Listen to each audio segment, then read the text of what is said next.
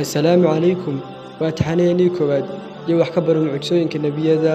nabi kasta waxa uu la waxyaabo u gaar ah ama calaamad u gaar ah ama mucjiso u gaar ah hada waxaan isla eegi doonaa mucjisooyinka iyo waxyaabaha laga qaadanayo ee isha la isku hayo maxamed bin abdullah bin abdul mudallib waa nabi maxamed waxa uu ku dhashay quraysh dhexdeeda hadaba nabi maxamed sallallahu alayhi wasallam yaraantiisii waalidkiisa badankoodii way dhinteen oo isaga way ka horeeyeen hadaba quraysh isaga aad iyo aad u jeclay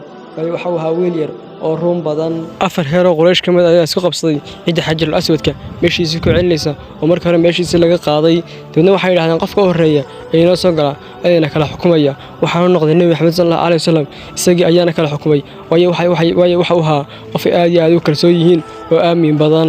hadaba dhagax madow carabta ayaa mar meel qadqaad jirtay oo isku qabqabsan jirtay waayo muu hayn wax dawlad islaam maamusho oo meel caadi u yaala waayo waqtigaas waxa uu ahaa waqti aan diin islaam jirin oo waqtigii jaahiliga ee qabla islaamka ayuu ahaa ay carabtuna xoog iyo muruqa isugu faani jirtay halka waxa laga qaadanay nabi maxamed sallallahu alayhi wasallam horaantiisiiba inuu ahaa qof aan salaamaanta caabudin oo wanaagsan hadaba khadiija ayaa shaqo siisay waayo khadiija waxa radiyallahu anhu gabarta jirada waxaan uu kala qaadi jiray safarkeeda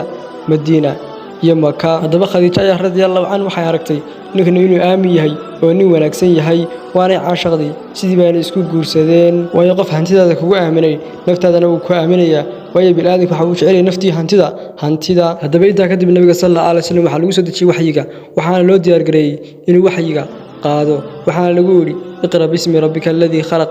akhri magaca rabbiga ku abuurtay yaani waxyiga u diyaar garow oo waxyiga uu ka hadaba halka waxa ka bilaabmay nacab u dhaxeeya nabi maxamed iyo qurayshta oo markaa bilaabmay hore waxa la yiri al insaanu adu lima jahla bi insaanku waa ku cadow waxaanu aqoon waxay yiraahdeen inaan ka yar ee markaa faqiirnimada ku soo koray idinku ay soo korisay boonboonsan xaqu diinta idin kala yimi ila din magac la weyn ayaa diin cusub keenay waana u qaadan waayeen hadaba nabiyada badankoodu waxay haayeen dad dhisan oo shaqaysta oo sida askarta kala loomana baahna qof jilicsana oo hanti iska haysta hadhow ma qaadi karayo qofkaas diinta oo dhabarka uma ridan karayo way nabi maxamed waanu garanayna waradii ay quraysh gaarsiisay taqriir ay gaarsiisay caydii ay gaarsiisay iyo madheerta ay saartayba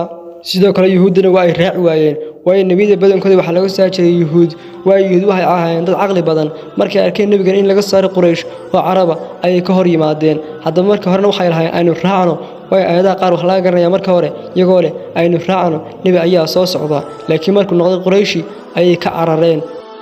laakiin nabi maxamed umay diidin inuu diin cusub sida oo la dhaho islaam si waxay u diideen inuu noqday qurayshi oo carab yahuuda waxa dhiin karnaa waxay ka madax adeegeen in nabiga iyaga laga soo saari waayay laakiin carab oo aad iyo aad ugu kalsoona wax kale daaya madaxweyntooda kaga kalsoona nabi maxamed ayaa hadaan diiday bal sababka hadda hala sheego oo commentiga lagu cadeeyo hadaba nabi kasta waxa uu lahaa mucjisooyin isaga u gaara aan istuu taagna nabi maxamed mucjisooyinkiisa isaga u gaarka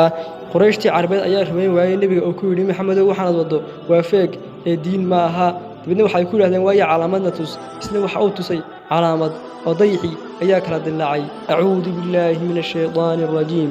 iqtarabatis saa'atu wa shaqqa al-qamar wa in yaraw ayatan yu'ridu wa yaqulu sihrun mustamir hadaba aayadahan macnahoodu waxa uu yahay waxa kala dilaacay dayixi saacada ayaa soo dhawaatay laakiin hadii macna aayada la tuso kuma qancayaan way ka jeesanayaan way ku jeesayaan waxa uu tasbiixin jiray nabi maxamed sallallahu alayhi wasallam dhirtay dhagaxaanta iyadoo macna asxaabtu arkayso maalmaha kamid ayaa nabigu uu soo galay beer oo awr ku jiro awrkaasi waa uu ilmeynayay dadna awrkii ayaa la hadlay nabigana waxa uu arkay in awrkan ooyayo oo uu cabanayo waxaanu ku yiri ninkii awrka lahaa war awrka maxaad u rartay ee aad cunto u sii weyday ninkuna awrka waa uu rari jiray aad buu u rari jiray cuntona ma siin jirin maalmaha kamid sallallahu alayhi wasallam nabiga waxba u yeeray hareeruhu eegay mar dambe waxa arkay deero meel ku xidhan waana u tagay waxaana ku tiri nabi maxamedow ifur aan soo shaqsiisto dhalaaladeedii oo buurta jooga waxaanu ku yiri waaye ma soo noqonaysaa waxa ku tiri haa wayna caaratay wayna soo noqotay dadna ninkii baa u yimi oo nabiga arkay isagoo bahalka furaya deerada dadna waxa ku yiri nabi allow miyaan ku siiyaa dadna waxa ku yiri haaya isi nabiga ayaa u siiyay nabiguna waa u sii daayay hadaba bahashi baa caaratay iyadoo ay shahaadanaysa nabi maxamed qiraysa hadaba aad buu ugu naxariisan jiray xayawaanada iyo macal dadkaba hadaba 4 daqiiqo video soconaya kuma soo koobi karo barnaamijkan ee waxaan leeyahay isla socod wanaagsan wassalaamu calaykum